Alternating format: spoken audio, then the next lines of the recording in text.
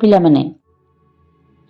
ପ୍ରଭୁ ଶ୍ରୀରାମଚନ୍ଦ୍ର ପତ୍ନୀ ସୀତା ଏବଂ ସାନ ଭାଇ ଲକ୍ଷ୍ମଣଙ୍କ ସହିତ 14 ବର୍ଷ ବନବାସ ପାଇଁ ବଣକୁ ବାହାରିଲେ। ଯାଉ ଯାଉ ବଣରେ ସୁନ୍ଦର ଗଛଟିଏ ଦେଖିଲେ। ଗଛକୁ ଦେଖି ସୀତାମାତା କହିଲେ, ଏଇ ଗଛ ତଳେ କିଛି ଦିନ ରହିଯିବା। ଭାଇ ଲକ୍ଷ୍ମଣ ଛୋଟ କୁଡ଼ିଆଟିଏ ତିଆରି କରିବା ପାଇଁ ଡାଳ ସଂଗ୍ରହରେ ଲାଗି ପଡ଼ିଲେ। ସୀତାମାତା କହିଲେ, ମୋତେ ବହୁତ ଶୋଷ ଲାଗୁଛି। ଏହା ଶୁଣି ସାନ ଭାଇ ଲକ୍ଷ୍ମଣ ସଙ୍ଗେ ସଙ୍ଗେ ପାଣି ଆଣିବାକୁ ବାହାରିଗଲେ। ସେଇ ଗଛ ଡାଳରେ ଗୋଟିଏ ମୟୂର ବସି ସବୁ ଦେଖୁଥାଏ। ମୟୂର ଦେଖିଲା ଲକ୍ଷ୍ମଣ ନଦୀ ବୋହି ଯାଉଥିବା ଦିଗକୁ ଯାଉନାହାନ୍ତି। ସେ ଦିଗରେ ଗଲେ ପାଣି ମିଳିବ ନାହିଁ। ମୟୂର ତ କିଛି କରିପାରିବ ନାହିଁ। ସେ ସଙ୍ଗେ ସଙ୍ଗେ ଉଡ଼ି ଆସି ପ୍ରଭୁ ଶ୍ରୀରାମଙ୍କ ଆଗରେ ଠିଆ ହେଲା। ଥଣ୍ଟରେ ନିଜ ଶରୀରରୁ ଗୋଟିଏ ପୁଚ୍ଛ କାଢ଼ି ପ୍ରଭୁ ଶ୍ରୀରାମ ଓ ସୀତାମାତାଙ୍କ ଆଗରେ ପକାଇଲା।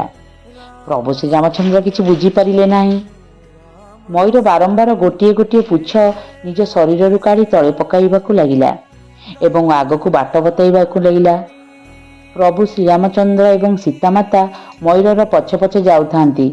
ମୟୂର ପଛେ ପଛେ ଯାଇ ଦେଖିଲେ ଆଗରେ ଗୋଟିଏ ବଡ଼ ନଈ। ସୀତାମାତା ପାଣି ପିଇଲେ, ତାଙ୍କ ଶୋଷ ମେଣ୍ଟିଲା। ପ୍ରଭୁ ଶ୍ରୀରାମ ଦେଖିଲେ ମୟୂର ଦେହରୁ ରକ୍ତ ବାହାରୁଛି।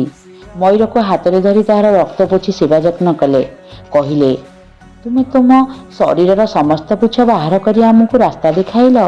ସୀତାଙ୍କର ଶୋଷ ମେଣ୍ଟାଇବା ପାଇଁ କେତେ କଷ୍ଟ ପାଇଲ, ସେଥିପାଇଁ ମୁଁ ତୁମକୁ ଆଶୀର୍ବାଦ ଦେଉଛି। ମୁଁ ଯେତେବେଳେ ଆର ଜନ୍ମରେ ଅନ୍ୟ ଅବତାର ନେଇ ଜନ୍ମ ନେବି, ସେତେବେଳେ ତୁମ ପୁଚ୍ଛକୁ ମୁଁ ସବୁବେଳେ ମସ୍ତକରେ ଧାରଣ କରିବି। ମୁଁ ତୁମକୁ ମନେ ପକାଉଥିବି। ମୟୂର ଖୁସି ହୋଇ ନାଚିବାକୁ ଲାଗିଲା। ଖୁସିରେ ଭଗବାନ ମୟୂରକୁ ହାତରେ ଧରି ଗେଲ କଲେ। ମୟୂର ସେବା କରି ତାଙ୍କୁ ଉଡ଼ାଇ ଦେଲେ। ଦ୍ୱାପର ଯୁଗରେ ପ୍ରଭୁ ଶ୍ରୀରାମ ଭଗବାନ ଶ୍ରୀକୃଷ୍ଣଙ୍କ ଅବତାର ନେଇ ସେଇ ମୟୂର ପୁଚ୍ଛକୁ ମୁଣ୍ଡରେ ଧାରଣ କଲେ। ଆମେ ସେଦିନଠୁ ତ ସମସ୍ତେ ଜାଣିଥିବା, ଶ୍ରୀକୃଷ୍ଣ ମହାପ୍ରଭୁ ମୁଣ୍ଡରେ ସବୁଦିନ ପାଇଁ ମୟୂର ଚୂଳ ଧରିକି ବୁଲନ୍ତି।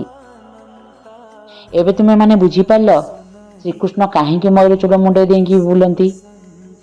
ତାଙ୍କ ମସ୍ତକରେ ସବୁବେଳେ ମୟୂର ଚୂଳ କ'ଣ ପାଇଁ ଶୋଭା ପାଏ?